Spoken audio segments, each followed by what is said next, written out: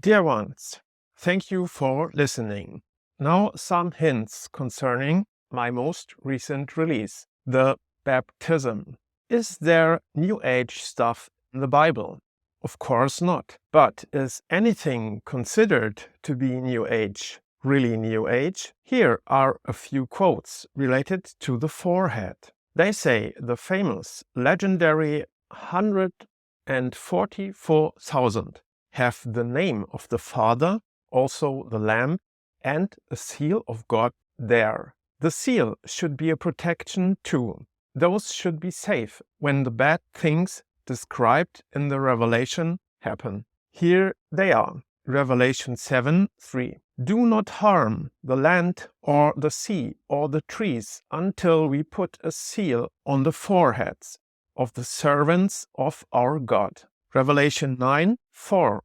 They were told not to harm the grass of the earth or any plant or tree, but only those people who did not have the seal of God on their foreheads. Revelation 14:1. Then I looked, and there before me was the Lamb, standing on Mount Zion, and with him 144,000 who had his name and his Father's name written on their foreheads. Revelation 22:3. They will see his face, and his name will be on their foreheads.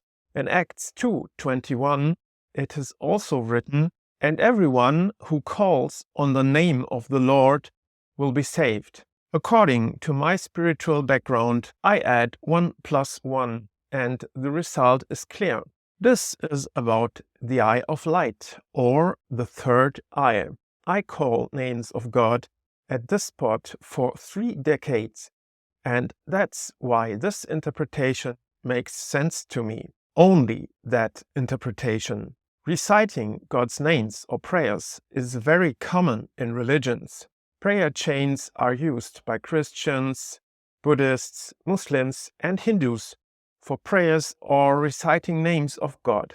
Mystics of all religions have done that and are still doing it. It's just not so common to focus on the forehead while doing that. I am doing that like many millions of people since about 30 years. That's why I do not have any doubts that it does make sense. People in esoterics know the spot, of course, especially Christians, Muslims, and Jews do not see such a spiritual function in that normally. But there is no warning to focus there. Anyway, many Christians call anything related to that satanic and evil. At least it's not in the gospel, period. But what if it is? Yet, of course, I respect anyone's belief.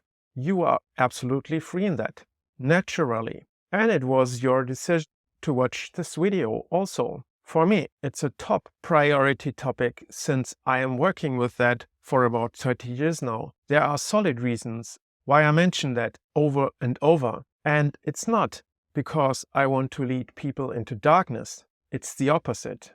Negative power controls us by abusing our weak points. Most important is our fear. Remember how often God tells in the Bible that we should not have fear. Fear results in separation, isolation, and prejudices. Negative power wants us to be fearful because it weakens us, and we can be deceived much better. It's a fundamental tactics of the evil forces. They want us to believe that anyone who believes something else is evil, dangerous, and lost. Of course, the others are wrong, otherwise we would be, and that would be unbearable. Another weakness. Surely, the world is dangerous. Life is dangerous. To love God, to pray and serve Him is also dangerous.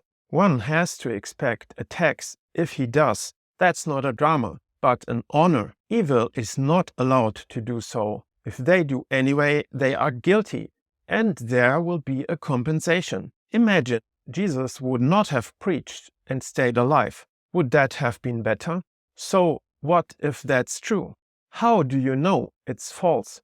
What if you are wrong? I would worry more about that, but about the danger praying or reciting God's name on the forehead. I mean, what could be wrong with that? Why should it be wrong? What are the arguments against doing that? Do you know a solid, reasonable, clear argument against that? Please let me know in the comments. Thank you.